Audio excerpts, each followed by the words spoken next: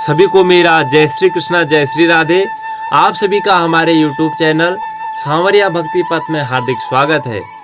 आइए आज आपके लिए श्रीमद् भगवद गीता से चतुर्थ अध्याय लेके आए हैं। वीडियो को देखने से पूर्व वीडियो को लाइक जरूर करें, साथ ही कमेंट भी करें। हमें बताएं आपको वीडियो कैसी लगी। अगर आपको वीडियो अच्छी लगती है तो वीडियो को शेयर जरूर करें। आइए शुरू करते हैं चतुर्थ अध्याय। भगवान बोले, मैंने इस अविनाशी योग को सूर्य से कहा था। सूर्य ने अपने पुत्र वैवस्वत मनु से कहा और मनु ने अपने पुत्र राजा इक्ष्वाकु से कहा। हे अर्जुन, इस प्रकार परंपरा से प्राप्त इस योग को राजर्षियों ने जाना, किंतु उसके बाद वह योग बहुत काल से इस पृथ्वी लोक में लुप्त प्राय हो गया। तू मेरा भक्त और प्रिय सखा है, इसलिए वही यह पुरातन योग आज मैंने तुझको कहा है, क्योंकि यह बड़ा ही उत्तम रहस्य है, अर्थात गुप्त रखने योग्य विषय है। अर्जुन कहने लगे, हे कृष्ण, आपका जन्म तो अभी हाल का है और सूर्य का जन्म बहुत पुराना है, अर्थात कल्प के आदि में हो चुका था। तब मैं इस बात को कैसे समझूं कि आप ही ने कल्प के आदि में सूर्य से यह योग कहा था। भगवान कहने लगे, हे अर्जुन, मेरे और तेरे बहुत से जन्म हो चुके हैं, उन सबको तू नहीं जानता, किंतु मैं जानता हूँ। मैं अजन्मा और अविनाशी स्वरूप होते हुए भी तथा समस्त प्राणियों का ईश्वर होते हुए भी अपनी प्रकृति को अधीन करके अपनी योग माया से प्रकट होता हूँ। हे भारत, जब जब धर्म की हानि और अधर्म की वृद्धि होती है, तब तब ही मैं अपने रूप को रचता हूँ, अर्थात साकार रूप से लोगों के सन्मुख प्रकट होता हूँ। साधु पुरुषों का उद्धार करने के लिए, पाप कर्म करने वालों का विनाश करने के लिए और धर्म की अच्छी तरह से स्थापना करने के लिए मैं युग युग में प्रकट हुआ करता हूँ। हे अर्जुन, मेरे जन्म और कर्म दिव्य अर्थात निर्मल और अलौकिक हैं। इस प्रकार जो मनुष्य तत्व से जान लेता है, वह शरीर को त्याग कर फिर जन्म को प्राप्त नहीं होता, किंतु मुझे ही प्राप्त हो जाता है। पहले भी जिनके राग, भय और क्रोध सर्वथा नष्ट हो गए थे और जो मुझ में अनन्य प्रेम पूर्वक स्थित रहते थे, ऐसे मेरे आश्रित रहने वाले बहुत से भक्त उपर्युक्त ज्ञान रूप तप से पवित्र होकर मेरे स्वरूप को प्राप्त हो चुके हैं। हे अर्जुन, जो भक्त मुझे जिस प्रकार भजते हैं, मैं उसको उसी प्रकार भजता हूँ, क्योंकि सभी मनुष्य सब प्रकार से मेरे ही मार्ग का अनुसरण करते हैं। इस मनुष्य लोक में कर्मों के फल को चाहने वाले लोग देवताओं का पूजन किया करते हैं, क्योंकि उनको कर्मों से उत्पन्न होने वाली सिद्धि शीघ्र मिल जाती है। ब्राह्मण, क्षत्रिय, वैश्य और शूद्र, इन चार वर्णों का समूह गुण और कर्मों के विभाग पूर्वक मेरे द्वारा रचा गया है। इस प्रकार उस सृष्टि रचनादि कर्म का कर्ता होने पर भी मुझ अविनाशी परमेश्वर को तू वास्तव में अकर्ता ही जान। कर्मों के फल में मेरी स्पृहा नहीं है, इसलिए मुझे कर्म लिप्त नहीं करते। इस प्रकार जो मुझे तत्व से जान लेता है, वह भी कर्मों से नहीं बंधता। पूर्व काल में मुमुक्षुओं ने भी इस प्रकार जानकर ही कर्म किए हैं, इसलिए तू भी पूर्वजों द्वारा सदा से किए जाने वाले कर्मों को ही कर। कर्म क्या है और अकर्म क्या है, इस प्रकार इसका निर्णय करने में बुद्धिमान पुरुष भी मोहित हो जाते हैं। इसलिए वह कर्म तत्व मैं तुझे भली भांति समझा कर कहूँगा, जिसे जानकर तू अशुभ से अर्थात कर्म बंधन से मुक्त हो जाएगा। कर्म का स्वरूप भी जानना चाहिए और अकर्म का स्वरूप भी जानना चाहिए तथा विकर्म का स्वरूप भी जानना चाहिए, क्योंकि कर्म की गति गहन है।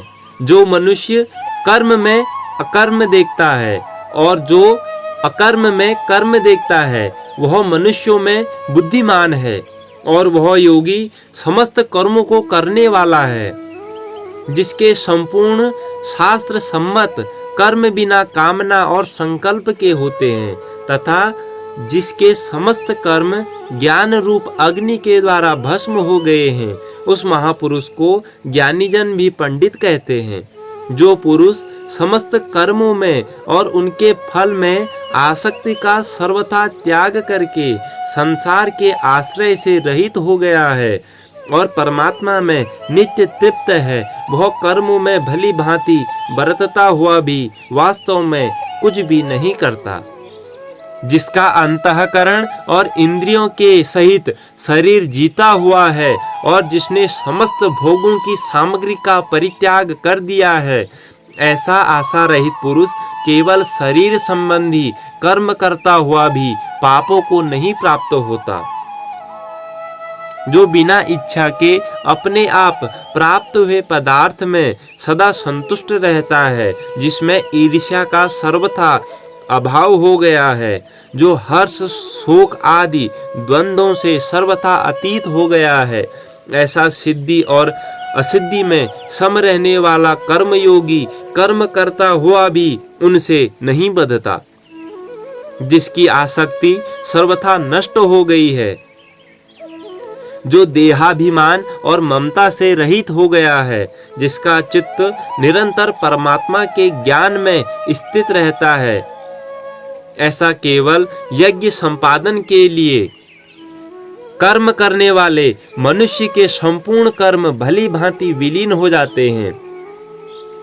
जिस यज्ञ में अर्पण भी ब्रह्म है और हवन किए जाने योग्य द्रव्य भी ब्रह्म है, तथा ब्रह्म स्वरूप कर्ता के द्वारा ब्रह्म रूप अग्नि में आहुति देना रूप क्रिया भी ब्रह्म है, उस ब्रह्म कर्म में स्थित रहने वाले योगी द्वारा प्राप्त किए जाने योग्य फल भी ब्रह्म ही है।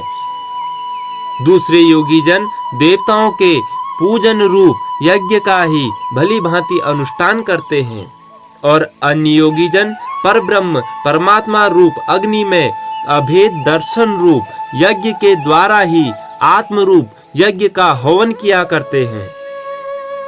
अन्य योगी जन श्रोत्र आदि समस्त इंद्रियों को संयम रूप अग्नियों में हवन किया करते हैं, और दूसरे योगी लोग शब्द आदि समस्त विषयों को इंद्रिय रूप अग्नियों में हवन किया करते हैं। दूसरे योगी जन इंद्रियों की संपूर्ण क्रियाओं को और प्राणों की समस्त क्रियाओं को ज्ञान से प्रकाशित आत्म संयम योग रूप अग्नि में हवन किया करते हैं। कई पुरुष द्रव्य संबंधी यज्ञ करने वाले हैं, कितने ही तपस्या रूप यज्ञ करने वाले हैं, तथा दूसरे कितने ही योग रूप यज्ञ करने वाले हैं। कितने ही अहिंसादि तीक्ष्ण व्रतों से युक्त यत्नशील पुरुष स्वाध्याय रूप ज्ञान यज्ञ करने वाले हैं। दूसरे कितने ही योगी जन अपान वायु में प्राणवायु को हवन करते हैं, वैसे ही अन्य योगी जन प्राणवायु में अपान वायु को हवन करते हैं। तथा अन्य कितने ही नियमित आहार करने वाले प्राणायाम पारायण पुरुष प्राण और अपान की गति को रोककर प्राणों को प्राणों में ही हवन किया करते हैं। ये सभी साधक यज्ञों द्वारा पापों का नाश कर देने वाले और यज्ञों को जानने वाले हैं। हे कुरु श्रेष्ठ अर्जुन, यज्ञ से बचे हुए अमृत का अनुभव करने वाले योगी जन सनातन पर ब्रह्म परमात्मा को प्राप्त होते हैं, और यज्ञ न करने वाले पुरुष के लिए तो यह मनुष्य लोक भी सुखदायक नहीं है, फिर परलोक कैसे सुखदायक हो सकता है। इसी प्रकार और भी बहुत तरह के यज्ञ वेद की वाणी में विस्तार से कहे गए हैं। उन सबको तू मन इंद्रिय और शरीर की क्रिया द्वारा संपन्न होने वाले जान। इस प्रकार तत्व से जानकर उनके अनुष्ठान द्वारा तू कर्म बंधन से सर्वथा मुक्त हो जाएगा। हे अर्जुन, द्रव्यमय यज्ञ की अपेक्षा ज्ञान यज्ञ अत्यंत श्रेष्ठ है, तथा यावन मात्र संपूर्ण कर्म ज्ञान में समाप्त हो जाते हैं। उस ज्ञान को तू तत्वदर्शी ज्ञानियों के पास जाकर समझ। उनको भली भांति दंडवत प्रणाम करने से, उनकी सेवा करने से और कपट छोड़कर सरलता पूर्वक प्रश्न करने से वे परमात्म तत्व को भली भांति जानने वाले ज्ञानी महात्मा तुझे उस तत्व ज्ञान का उपदेश करेंगे, जिसको जानकर फिर तू इस प्रकार मोह को नहीं प्राप्त होगा। तथा हे अर्जुन, जिस ज्ञान के द्वारा तू संपूर्ण भूतों को निःशेष भाव से पहले अपने में और पीछे मुझ सच्चिदानंद घन परमात्मा में देखेगा, यदि तू अन्य सब पापियों से भी अधिक पाप करने वाला है तो भी तू ज्ञान रूप नौका द्वारा निसंदेह संपूर्ण पाप समुद्र से भली भांति तर जाएगा। क्योंकि हे अर्जुन, जैसे प्रज्वलित अग्नि ईंधनों को भस्ममय कर देता है, वैसे ही ज्ञान रूप अग्नि संपूर्ण कर्मों को भस्ममय कर देता है। इस संसार में ज्ञान के समान पवित्र करने वाला निसंदेह कुछ भी नहीं है। उस ज्ञान को कितने ही काल से कर्मयोग के द्वारा शुद्धांतःकरण हुआ मनुष्य अपने आप ही आत्मा में पा लेता है। जितेंद्रिय, साधन परायण और श्रद्धावान मनुष्य ज्ञान को प्राप्त होता है तथा ज्ञान को प्राप्त होकर वह बिना विलंब के तत्काल ही भगवत प्राप्ति रूप परम शांति को प्राप्त हो जाता है। विवेकहीन और श्रद्धा रहित संशय युक्त मनुष्य परमार्थ से अवश्य भ्रष्ट हो जाता है। ऐसे संशय युक्त मनुष्य के लिए न यह लोक है, न परलोक है और न ही सुख है। हे धनंजय, जिसने कर्मयोग की विधि से समस्त कर्मों का परमात्मा में अर्पण कर दिया है और जिसने विवेक द्वारा समस्त संशयों का नाश कर दिया है, ऐसे वंश में किए हुए अंतःकरण वाले पुरुष को कर्म नहीं बांधते। इसलिए हे भरतवंशी अर्जुन, तू हृदय में स्थित इस अज्ञान जनित अपने संशय का विवेक ज्ञान रूप तलवार द्वारा छेदन करके समत्व रूप कर्म योग में स्थित हो जा और युद्ध के लिए खड़ा हो जा। यहाँ पर हमारा 4था अध्याय संपूर्ण होता है। अगली वीडियो में आपको 5वां अध्याय सुनाएंगे। सभी को मेरा जय श्री कृष्णा, जय श्री राधे।